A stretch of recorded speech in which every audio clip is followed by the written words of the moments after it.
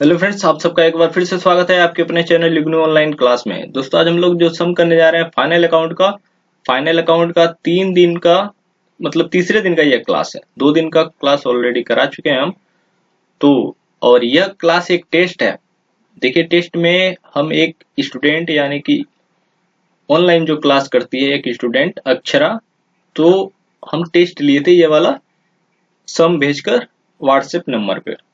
तो उसी ने सोल्व किया है और उसी के हैंड राइटिंग में आपको यह सम मिलेगा।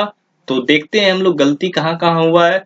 देखिए, अगर जो आप पूरे सम को हम एक सही सम बनाते हैं, ठीक है, एक सही सम बनाते हैं तो वो आप तो समझ जाइएगा।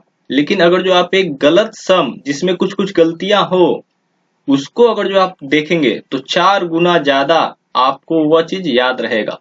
इसीलिए हम यह काम किए हैं और आप लोग गलती कहाँ कहाँ करते हैं यह भी हमें पता चल जाएगा और आपको अच्छी तरह से याद हो जाएगा। तो चलिए वीडियो को स्टार्ट करते हैं। यह हम एक सम दिए थे जिसमें बहुत ही आसान आसान एंट्री है। तो 2 दिन का ही सिर्फ वीडियो बनाया है और ये तीसरा दिन का वीडियो है यह फाइनल अकाउंट्स का। तो चलिए हम लोग सीख जाएंगे इसी में बहुत अच्छी तरह से। और आगे भी आप सबके व्हाट्सएप नंबर पे हो सकता है अगले दिन आपके व्हाट्सएप पे कोई सम जाए और आप वो सोल्व कर कर हमें भेजेंगे और हम उसके ऊपर वीडियो बनाएंगे। तो चलिए, यह है आपका सवाल। कैपिटल अकाउंट दिया गया है, ड्राइंग्स दिया गया है, मशीन दिया गया है, परचेज, कैरेज इनवर्ड और sales return, purchase return, wages, sales, bills payable, cash at bank. यहाँ पे सैलरी है, प्रिंटिंग चार्ज है, rent, rates, debtors, creditors, opening stock, bills receivable, investment और कैश इन हैंड। उसके बाद कुछ एडजस्टमेंट नीचे दी गई है। क्लोजिंग स्टॉक बोला गया 1700 है। Depreciation on machine 10% per annum. Outstanding wages, rent and taxes prepaid है। क्या है? प्रीपेड है। और बोला गया है goods drawn by proprietor for his personal use. यहाँ पे ध्यान दीजिएगा, पर्सनल यूज के लिए प्रोप्राइटर यानी कि जो ओनर है इस कंपनी का या इस बिजनेस का, वो क्या किया है, खुद की यूज के लिए लेकर गया है। तो अब चलिए एक एक चीज को पहले हम लोग समझ लेते हैं कौन सा चीज कहाँ जाएगा। देखिए, ये क्या है, आपका कैपिटल, ये आपका लायबिलिटीज है, ठीक है। चलिए ड्राइंग में और एक अच्छा, इसको समझने से पहले हम लोग क्या करते हैं, यहाँ पे हम लोग इसके बारे में पहले जान लेते हैं सबसे पहले कि क्या हमें बनाना है। Prepare trading and PL account यानी कि profit and loss account for the half year ending, ये दे दिया है आपका 31 दिसंबर 2016 को बोला है क्लोज करने के लिए। चलिए कोई बात नहीं। और बोला है बैलेंस शीट भी आप बनाइए इसी डेट का। क्लियर? तो चलिए हम लोग एडजस्टमेंट का बात कर लेते हैं। ये सब तो आपको पता है, हम फॉर्मेट में लिखवा चुके हैं पहले दिन के क्लास में। ये सब कहाँ कहाँ एडजस्टमेंट इन सब का करना होता है।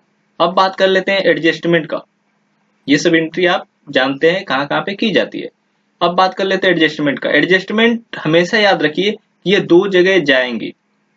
क्लोजिंग स्टॉक 2 जगह जाएगा।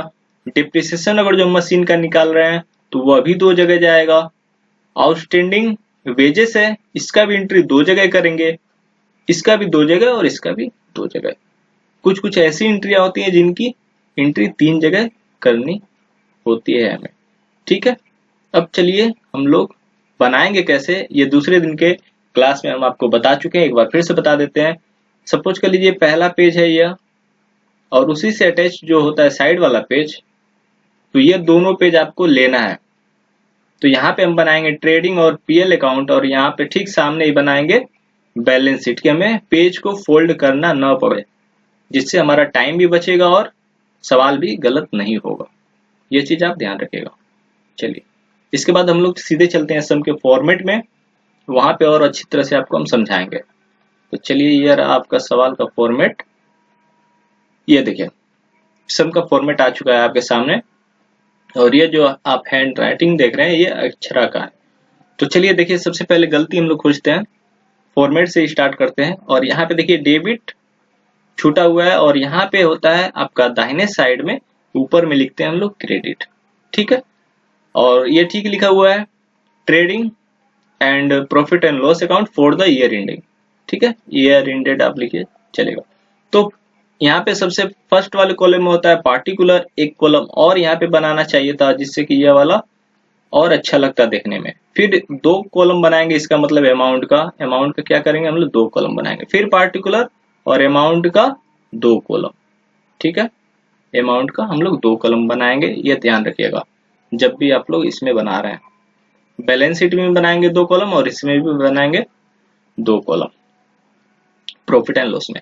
तो चलिए स्टार्ट कर लेते हैं। देखिए, और बनाने का तरीका हम क्या बताए थे, देखिए जैसे जैसे हम लोग चेक करेंगे, जैसे जैसे चेक करेंगे आपको भी, यानी कि हम अभी चेक कर रहे हैं और ठीक आपको एग्जाम में भी सेम उसी फॉर्मेट में आपको क्या करना है, लिखना है। आप ये ध्यान दीजिएगा।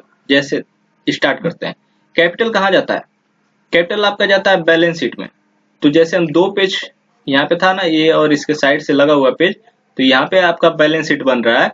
तो आप कहाँ जाइएगा, डायरेक्ट बैलेंस शीट वाले पेज पे, और यहाँ पे लिखिएगा आप कैपिटल। ठीक है, तो चलिए हम लोग चलते हैं उसी पेज पे जहाँ पे लिखा गया है कैपिटल, और हम देखते हैं लिखा गया है कि नहीं। बिल्कुल सही। तो यहाँ पे कैपिटल आपका ओके है। कहाँ पे है, ये बैलेंस शीट में लायबिलिटी साइड में।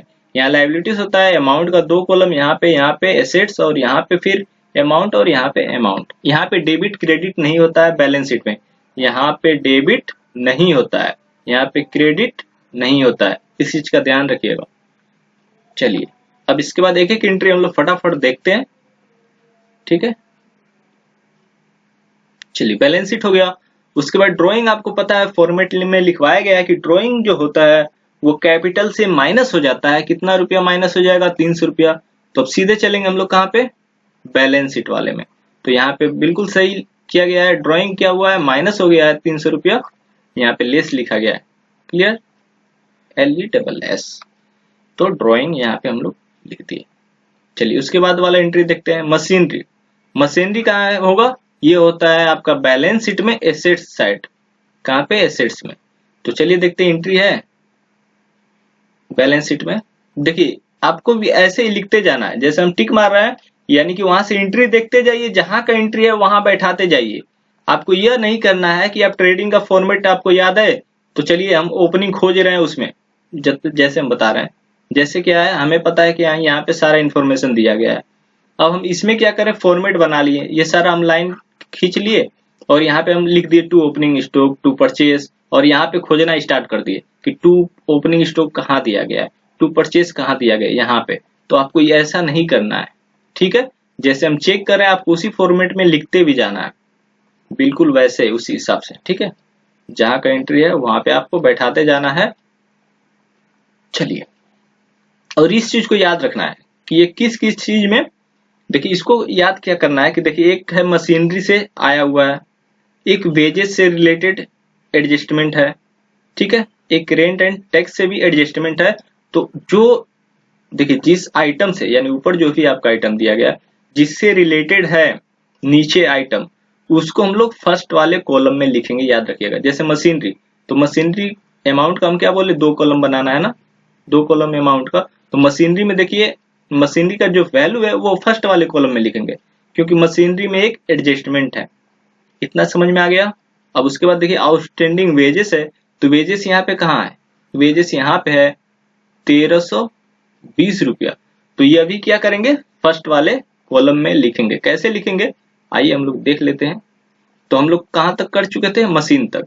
परचेज का एंट्री कहाँ होगा, ट्रेडिंग में होगा। तो देखते हैं परचेज का ट्रेडिंग में हुआ है, और ये बिल्कुल हुआ है। आपको इस तरह लिखना होगा, ये कॉमा नहीं चलेगा, यहाँ पे आपको लिखना होगा टू परचेज। तो लिखा गया है टू परचेज 10,400। उसके बाद क्या होता है, कैरेज इनवर्ड। देखिए परचेज यहाँ पे है, नीचे दिया परचेज रिटर्न, यानी कि परचेज को हम लोग फर्स्ट वाले कॉलम में लिखेंगे, ध्यान रखिएगा। तो परचेज हो गया, यहाँ पे लिख लिए, ठीक है। उसके बाद कैरेज इनवर्ड, तो परचेज के नीचे जरा सा जगह हम लोग रखेंगे, और ठीक यहाँ पे लिख देंगे टू कैरेज इनवर्ड, वैल्यू बैठा दिए। चलिए उसके बाद फिर चलते हैं यहाँ पे। देखिए एक चीज छूट गया हमसे, नहीं ठीक है, कैरेज इनवर्ड किया। सेल्स रिटर्न, यानी सेल्स से माइनस होगा, तो हम लोग कहाँ लिखे हैं, सेल्स, यहाँ पे लिखे हैं बाई सेल्स। तो सेल्स का वैल्यू लिख दिए, ठीक है। और सेल्स उसमें से हम लोग माइनस करते हैं सेल्स रिटर्न सेल से। तो यहीं पे दिया गया है सेल्स रिटर्न लिख दिए, परचेस रिटर्न है, परचेस में से माइनस कर लेंगे, आपको पता है वेजेस। तो वेजेस चलिए देखते हैं कहाँ लिखा हुआ है, और वेजेस आपका लिखा गया, ठीक है।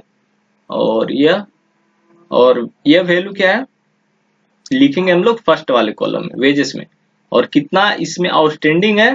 आउटस्टैंडिंग वेजेस आपको पता है ऐड हो जाता है, आउटस्टैंडिंग हमेशा ऐड हो जाता है, और प्रीपेड जो होता है वो हम लोग का माइनस होता है, जो भी एक्सपेंसेस दिया रहता है उसमें से। चलिए इसके बाद हम लोग क्या करेंगे, एक एक चीज देख लेते हैं। वेजेस हो गया, सेल्स आपको पता है लिख चुके हैं हम पहले ही। चलिए बिल्स पेबल ये क्या है, बैलेंस शीट में जाएगा और ये लायबिलिटी साइड में जाएगा, तो इसको हम लोग लिखेंगे बैलेंस शीट में, और बिल्स पेबल ये भी ओके है। चलिए इसके बाद फिर हम लोग आते हैं यहाँ पे कैश एट बैंक, ये एसेट्स में जाएगा। चलिए बैलेंस शीट में एसेट्स में लिख लेंगे। उसके बाद इसके बाद इधर का खत्म हो गया, अब फिर सैलरी, सैलरी आपका पीएल अकाउंट में आ जाएगा, तो इसको हम लोग अब पीएल में लिखेंगे, ठीक है। यहाँ पे लिखा हुआ है पीएल में सैलरी। उसके बाद चलिए फिर क्या है, एक ही बार देख लेते हैं। प्रिंटिंग चार्ज है, रेंट एंड टैक्सेस है, ये दोनों पीएल में जाएगा, तो देखते हैं लिखा हुआ है, ठीक है। प्रिंटिंग और रेट्स एंड चार्जेस इसको फर्स्ट वाले कॉलम में लिखेंगे, क्योंकि यहाँ पे प्रीपेड था, हम एक बार देख चुके हैं प्रीपेड है। अच्छा ठीक है, तो इसलिए हम फर्स्ट कॉलम में लिखेंगे। उसके बाद क्या है, डेटर्स है, तो डेटर्स एसेट्स में चला जाएगा बैलेंस शीट में, और क्रेडिटर्स है वो लायबिलिटीज में चला जाएगा, ठीक है, बैलेंस शीट के। चलिए तो इनको भी बैठा देते हैं हम लोग, डेटर्स और क्रेडिटर्स, ये है डेब्टर्स और ये रहा क्रेडिटर्स, ठीक है। एंट्री हम लोग कर चुके हैं। उसके बाद बचा है ओपनिंग स्टॉक, तो ओपनिंग स्टॉक कहाँ जाएगा, यहाँ पे आपका ट्रेडिंग अकाउंट में, तो ओपनिंग स्टॉक वैल्यू लिख दी। नेक्स्ट जो है बिल्स रिसीवेबल, ये कहाँ जाएगा आपका एसेट्स में। एसेट्स कहाँ होता है, बैलेंस शीट में, ये भी एसेट्स में जाएगा और ये भी एसेट्स में जाएगा। तो चलिए तीनों को बैठा लेते हैं एसेट्स में, ये रहा आपका तीनों, ठीक है। अब ये वैल्यू हम लोग बैठा चुके हैं। अब देखिए एक चीज, यहाँ पे हम लोग सारा चीज बैठा चुके हैं ना, अब इसको एक बार क्लियर कर देते हैं, उसके बाद हम लोग समझेंगे अच्छी तरह से, जरा साफ हो जाए। ये देखिए यहाँ पे अब एडजस्टमेंट में हम लोग आ गए। हम क्या बोले हैं, एडजस्टमेंट हमेशा दो जगह इसका एंट्री करेंगे। क्लोजिंग स्टॉक कितना है भैया, 1700, तो 1700 पहले क्लोजिंग स्टॉक एक जगह हम लोग कहाँ लिखते हैं, क्लोजिंग स्टॉक लिखते हैं ट्रेडिंग अकाउंट में बाय क्लोजिंग स्टॉक। अब देखिए एक चीज क्या है, यहाँ पे गलती क्या है, क्लोजिंग स्टॉक ऊपर एकदम नहीं लिखते हैं हम लोग, क्लोजिंग स्टॉक कहाँ लिखेंगे, इसको हटा देते हैं, नीचे लिखते हैं बाय क्लोजिंग स्टॉक। कितना है 1700, 1700 ऊपर एकदम सेल्स लिखते हैं, बीच में जो भी आए लिखेंगे, और क्लोजिंग स्टॉक मतलब इसके नीचे और कुछ नहीं होना चाहिए। सबसे नीचे अगर जो है इस लाइन के, तो वो रहना चाहिए क्लोजिंग स्टॉक, ध्यान दीजिएगा। और सबसे ऊपर जो है यहाँ पे ओपनिंग स्टॉक ही रहना चाहिए। ये फॉर्मेट है, आपको ये फॉर्मेट भी याद करना होगा, ओपनिंग स्टॉक, उसके बाद परचेस, उसके बाद जो भी खर्चा आएगा वो यहाँ पे आप बैठाइएगा।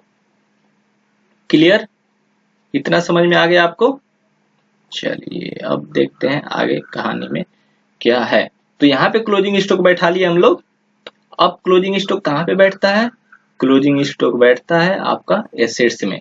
तो यहाँ पे नहीं लिखा गया है कि कहीं पे क्लोजिंग स्टॉक, तो हम लोग यहाँ पे लिख लेंगे क्लोजिंग स्टॉक कितना है जी, क्लोजिंग स्टॉक 1700। दो जगह एंट्री हुआ, ध्यान से समझते जाइए, बहुत आसान, बहुत आसान, और इस बार इसका आने का भी संभावना बहुत ज्यादा है। चलिए अब बात कर लेते हैं मशीन पे डिप्रिसिएशन था। डिप्रिसिएशन क्या होता है, डिप्रिसिएशन वो चीज होता है कि जैसे हम मशीन यूज कर रहे हैं, मशीन हम लोग क्या कर रहे हैं ना, यूज करते हैं, तो उसका एक लाइफ होता है 10 साल, तो उसका वैल्यू दिन पर दिन कम होते जाता है। जो वैल्यू घटा है वही डिप्रिसिएशन होता है हम लोग का। जैसे मान लेते हैं टीवी आज खरीद कर लाए, 2 साल बाद अगर जो बेचेंगे तो क्या उस टीवी का वही प्राइस मिलेगा, नहीं मिलेगा, कम हो जाएगा उसका प्राइस। इसलिए वो हमारा एक तरह का लॉस है, नुकसान है, जो वैल्यू खत्म हो चुका है वो वाला। तो मशीन पे कितना है 10%, और मशीन है हमारे पास कितना है देख लेते हैं। यहाँ पे मशीन दिया गया था ये आपका, तो इसका डिप्रिसिएशन आपको वर्किंग नोट में करना होगा। हम चलिए वर्किंग नोट भी बता देते हैं। तो सबसे पहले हमें वर्किंग नोट में जाना होगा और आपको लिखना होगा, अच्छा नंबर पाना है तो यहाँ पे वर्किंग नोट, यहाँ पे लिखेंगे 1 नंबर वर्किंग नोट में क्या है, computation of depreciation on machinery. ठीक है, यहाँ पे लिख लेंगे हम लोग cost of machinery. Cost of machinery कितना था 76 था क्या, 760। तो 760 और डिप्रिसिएशन हो जाएगा इक्वल टू 760 का 10%। 10% है, परसेंटेज को हटाने के लिए नीचे हम लोग करेंगे 100। तो अगर जो 10 से 100 को काटेंगे तो नीचे 10 आएगा, और फिर इस जीरो से इस जीरो को काट देंगे तो हमारे पास जो डिप्रिसिएशन आता है वो 76। आपको वर्किंग नोट जरूर बनाना है अगर जो इस प्रकार से कुछ एंट्री आती है तो। हम लोग का वर्किंग नोट बन चुका है। अब देखिए डिप्रिसिएशन कहाँ कहाँ आएगा, हम बोले क्या, जो भी एडजस्टमेंट में है वो 2 जगह जाएगा। तो यहाँ पे देखिए डिप्रिसिएशन यहाँ पे 38 नहीं होगा, ये 5% निकल चुका है। तो यहाँ पे हम लोग लिखेंगे 76, और डिप्रिसिएशन क्या होता है, हमेशा मशीन से माइनस हो जाता है। तो यहाँ से हम माइनस कर लेंगे और वो वाला वैल्यू यहाँ पे लिख लेंगे। तो 486 शायद यही होगा, कैलकुलेटर तो हमारा खराब हो गया है, तो आप लोग एंट्री देख लीजिए। तो यहाँ पे डिप्रिसिएशन एक जगह हुआ, हम बोले 2 जगह होगा भैया, तो डिप्रिसिएशन और कहाँ होगा, तो टू डिप्रिसिएशन ऑन मशीनरी आपको लिखना है 76 यहाँ पे। समझ में आ रहा है? समझ में आ रहा है तो वीडियो को लाइक कर दीजिए ताकि समझ में आया कि आप लोगों को समझ में आ रहा है। उसके बाद बात कर लेते हैं आउटस्टैंडिंग वेजेस। आउटस्टैंडिंग जितने भी खर्चे होते हैं वो सभी ऊपर दिए गए खर्चे से जो रिलेटेड है उसमें ऐड हो जाता है। तो आउटस्टैंडिंग कहाँ है भैया, वेजेस में। चलिए, तो वेजेस पहले से हमारे पास था 700, तो हम लोग क्या करेंगे 700 में 100 ऐड कर लेंगे। तो इसको चलिए यहाँ पे इन्होंने एक ही में कर दिया है, कोई बात नहीं, 700 प्लस। तो आपको लिखना होगा नीचे, ठीक है, जैसे हम एग्जांपल के थ्रू बता देते हैं। यहाँ पे वेजेस है लिखा हुआ है 700, तो नीचे आप लिखिएगा प्लस का साइन दीजिएगा, यहाँ पे आउटस्टैंडिंग बस आप लिखकर 100 आप सेकेंड वाले कॉलम में 800 इस प्रकार से लिख सकते हैं। ठीक है, तो जस्ट एग्जांपल के लिए हम आपको बता दिए। तो चलिए इसके बाद वाला एंट्री देख लेते हैं। इसके बाद अच्छा हाँ, आउटस्टैंडिंग एक जगह और होगा। आउटस्टैंडिंग हमारा बकाया, आउटस्टैंडिंग का मतलब क्या, बाकी। तो बाकी है वेजेस पेड करना किसी को, तो हमारे लिए लाइबिलिटीज हुआ ना। आउटस्टैंडिंग यहाँ पे लिखेंगे वेजेस, तो वेजेस यहाँ पे आ जाएगा आपका, कितना था 100। क्लियर? चलिए, बहुत आसान सवाल था। रेंट एंड टैक्सेस जो है वो प्रीपेड है, तो रेंट एंड टैक्स देखते हैं एंट्री इसका कहाँ है। तो ये 90 रुपया था, इसमें से प्रीपेड है तो माइनस हो जाएगा। बहुत अच्छा, तो 40 रुपये यहाँ आ गया। अब रेंट एंड टैक्सेस कहाँ जाएगा, एसेट्स में 2 जगह जाता है। प्रीपेड देखिए यहाँ पे लिखेंगे प्रीपेड रेंट एंड टैक्सेस, कितना था रेंट एंड टैक्सेस 50 रुपीज। तो यहाँ पे हम लोग एसेट्स में 50 रुपया इसको दिखा देंगे। चलिए, इसके बाद क्या है बचा,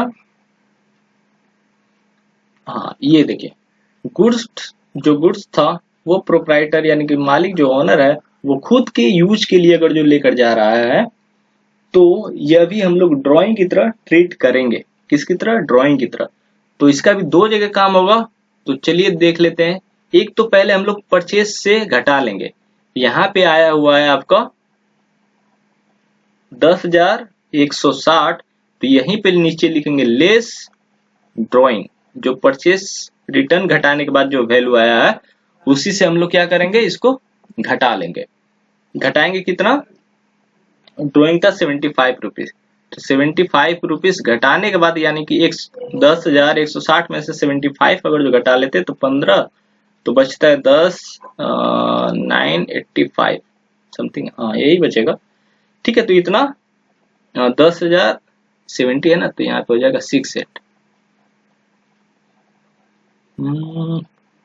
अच्छा 1 है, सॉरी 1 है, तो 1 है, तो यहाँ पे 10,085 बचेगा। ठीक है, तो और एक जगह ड्राइंग कहाँ पे जाएगा, ड्राइंग का काम कहाँ है, यहाँ पे, बहुत अच्छा, 75 यहाँ से माइनस किया गया है, बहुत अच्छा। और उसके बाद हमारा सारा एडजस्टमेंट खत्म, सब कुछ खत्म हो चुका है। अब क्या करेंगे हम लोग, नेट प्रॉफिट कैलकुलेट करेंगे। तो इधर का हमेशा ज्यादा ही रहता है, प्रॉफिट ही हमेशा आता है, देख लीजिएगा। अगर जो इधर का ज्यादा हो गया, इधर वाला अगर जो टोटल करते हैं इधर का ज्यादा हो गया, तो यहाँ लिखेंगे बाई ग्रोस लॉस। ठीक है, और इधर का ज्यादा है तो यहाँ पे बाई ग्रोस प्रॉफिट। तो चलिए एक बार सब पूरा इरेज कर देते हैं, आपको पता चल गया कौन सा एंट्री कहाँ कहाँ लिखना था। ठीक है, तो यहाँ पे ये ज्यादा हुआ, और ये यहाँ पे देखिए हम लोग क्या नहीं घटाए थे, यहाँ पे 75 रुपया, और घटाना था 10,085 आएगा।